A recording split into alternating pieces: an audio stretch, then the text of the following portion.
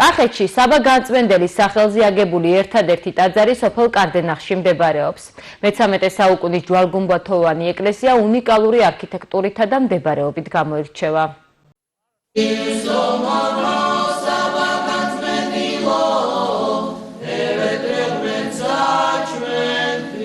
ეს კახეთში ერთადერთი ტაძარია, რომელიც საბა განწმენდელის სახელზეა აგებული. იგი კარდენახში სოფლიდან დაახლოებით 2 კილომეტრის დაშორებით მდებარეობს. სამონასტრო კომპლექსი სამი წმინდანის, წმინდა ნიკოლოზის, ბარბარესა და წმინდა საბას სახელობის ეკლესიებს აერთიანებს. გადმოცემის თანახმად ეს სამონასტრო კომპლექსი საბა განწმენდელის გარდაცვალების შემდეგ მისმა მოწაფეებმა ააგეს. მე-6 საუკუნეში ჯერ წმინდა ნიკოლოზის ტაძარი აუგიათ, მე-13 საუკუნეში კი წმინდა საბას სახელობის დიდგუმბათოვანი ეკლესია. იგი ძირითადად აგურით აშენებული, გარედან კი მთლიანად შირიმითაა მოპირკეთებული. ისტორიკოსების გადმოცემით სამონასტრო ცხოვრება აქ მე-20 საუკუნის დასაწყისამდე იყო.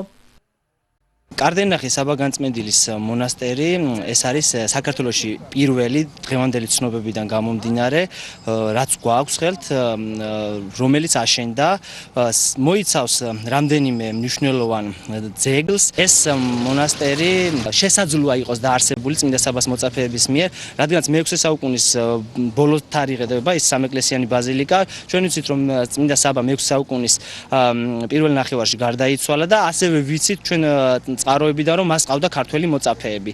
ამიტომ არ არის გამორიცხული, რომ ასე იყოს, რომ მის მოწაფეებს დაეარსებინოს აქ მონასტერი, მაგრამ პირდაპირ მტკიცებულება ამის, რომ მათ დაარსეს, ჩვენ არ გავგაჩნიათ. წმინდა საბა განწმენდილის ეკლესიის დღესასწაული არის სრულიად საქართველოს და ყველას საბაწმინდის მრევლს ყველას უსურვებ, რომ წმინდა საბა იყოს მათი მფარველი.